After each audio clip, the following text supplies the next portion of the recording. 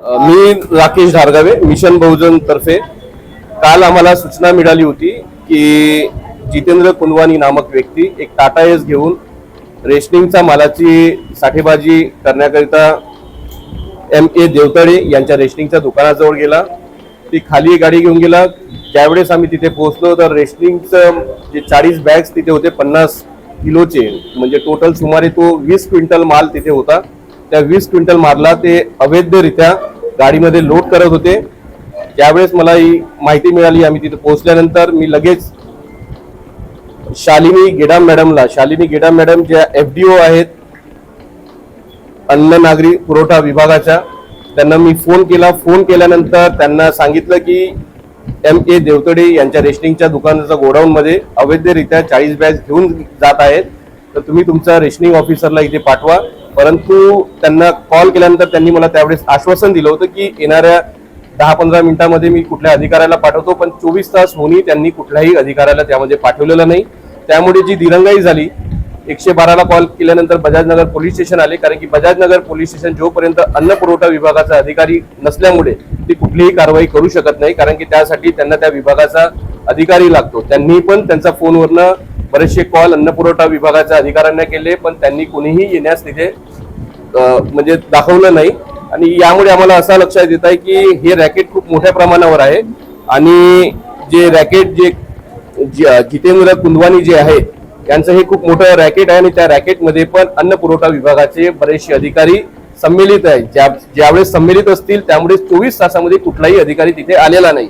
तर माझं कलेक्टर साहेबांना आता एक निवेदन राहणार की या सर्व बाबीची त्यांनी लक्ष द्यावं आणि उचित कारवाई आणि अधिकाऱ्यांवर आणि या केसवर, आणि जितेंद्र कुंदवानी हा काही पहिल्यांदा करणारा व्यक्ती नाही आहे। याच्या आधी पण याच्यावर कमीत कमी 3 ते 4 ऑलरेडी असे गुन्हे लागलेले आहे आणि त्या कमीत कमी 10 ते 20 बॅगचा 100-112 क्विंटल एवढा माल आणि अशा बातम्या पण पेपरमध्ये छापून आलेल्या आहेत। आणि याबाबतची जर माहिती कोणी देत असेल आणि त्याकडे दुर्लक्ष जर करत असेल अन्न पुरवठा विभाग, तर यामध्ये खूप खूप मोठी साठगाठ आहे आणि मिशन बहुजन याचा छडा लावण्यामध्ये मागे लागणार आणि यांना जी काळाबाजारी होत आहे, भविष्यात कुठलीही काळाबाजारी मिशन बहुजन इथे होऊ देणार नाही नागपूर शहरामध्ये। पुढील काय भूमिका राहणार?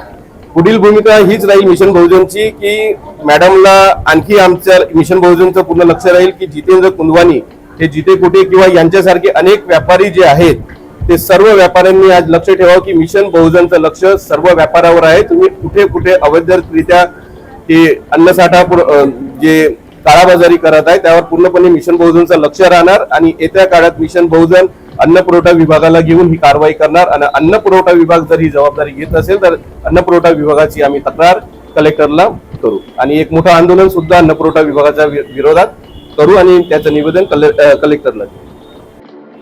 तेलंग साहेब, आपण RPI चे नेते आहात, आपण आज मिशन बहुजन सोबत इथे पथदर्शनला उपस्थित आहे, काय सांगाल? सांगण्यासारखं मोठं आहे की या सगळ्या प्रकरणावर हेतुपूर्वक तात्काळ कलेक्टर साहेबांनी दखल घेऊन या प्रकरणाची पूर्ण सखोल चौकशी करून दोषी असलेल्या सर्व लोकांवर कारवाई करावी।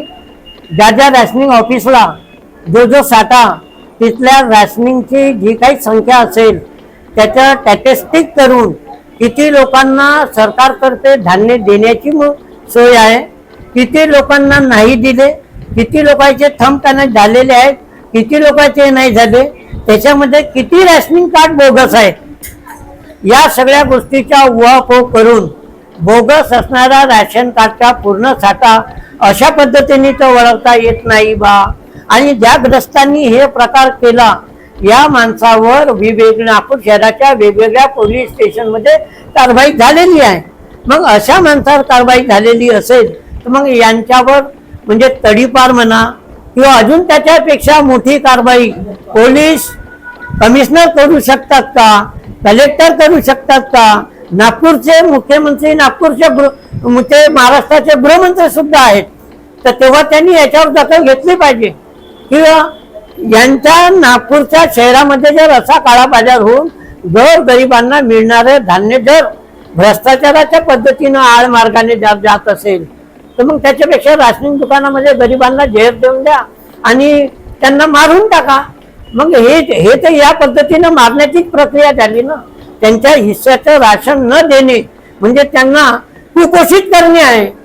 सरकार म्हणते की मेळघाट म्हणजे आम्ही कुपोषित बालकांना वाचवू, समाज कल्याणचे का नाही विभाग का नाही त्याच्यावर उपाययोजना करतात, योजना आणतात, आणि दुसरीकडे ज्या योजना आहेत त्याच्यावर कट कासर करून म्हणजे उपाशी ठेवण्याचं आणि कुपोषित करण्याचं काम शासकीय यंत्रणा करत नाही का, याच्यावर चौकशी झाली पाहिजे.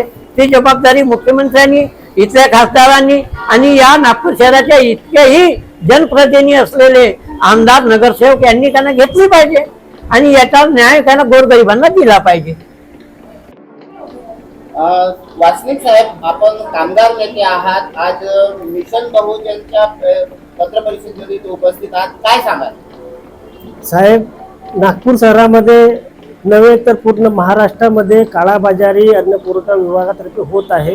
याचे भरपूर उदाहरण समोर आलेले आहेत. राशनवाले एक तर लोकांना राशन कम देतात, तो उरलेला साठा हा ब्लॅकमध्ये विकतात. हा ब्लॅकचा खूप मोठा गोरखधंदा नागपुरात सुरू आहे. कित्येकदा पोलिसांमार्फत कारवाई झालेली आहे, तरीही कारवाई होऊन हे जे भामटे आहेत ते सुधरत नाही आहेत. वारंवार ह्या राशनिंगचा व्यवसाय मोठ्या प्रमाणात होत आहे. गोरगरीब जनता ही उपाशी मरत आहे. महागाईच्या जमान्यामध्ये त्यांचा एक सहारा होता की त्यांना राशन भेटेल आणि पोटपुरावा करू, पण अशातही हा साठ्याच्या मार्फत पुंजीपती लोकांना हा साठा विकत आहे. मोठमोठ्या हॉटेलमध्ये हे विकत आहेत. कुठे ना कुठं याला आळा घातला पाहिजे आणि हे जे आहेत धंदे करणारे यांच्यावर मोक्याच्या तोडपर मोक्का हे कारवाई करून यांना तडीपार करून यांची लायसन रद्द करून राशन दुकानात जे काळाबाजारी विकत आहेत त्यांच्या बंद करून आम्ही मिशन बहुजन ही समस्त नागपूरचे मिशन बहुजन ही FBI ऑफिसच्या मार्फत आम्ही पूर्ण नागपूर शहरात ह्या याच्यावर व्यवसायावर आम्ही वाच ठेवल्यावर तर अगर आम्हाला कुठं असं आढळला तर आम्ही याचा घेराव पालकमंत्री, मुख्यमंत्री आणि कलेक्टर साहेब यांना करू. एवढं बोलून मी माझे याच्यामध्ये कामगार मोठ्या प्रमाणात उपस्थित राहील का? कामगार अगोदरच मेलेले आहेत, त्यांना मिनिमम वेज भेटत नाही आहे, ते मेलेले आहेत. यांच्या वतीनं राष्ट्रीय विभागात त्यांचा घर व्यवसाय चालत आहे. इथेही ते त्यांच्या पोटावर लाच मारत आहेत. मोठ्या प्रमाणात कामगारांवर हा एक मोठा लादलेला एक घोर आहे. तरी कामगारा वतीनं ते पण रस्त्यावर येतील असं मी असू.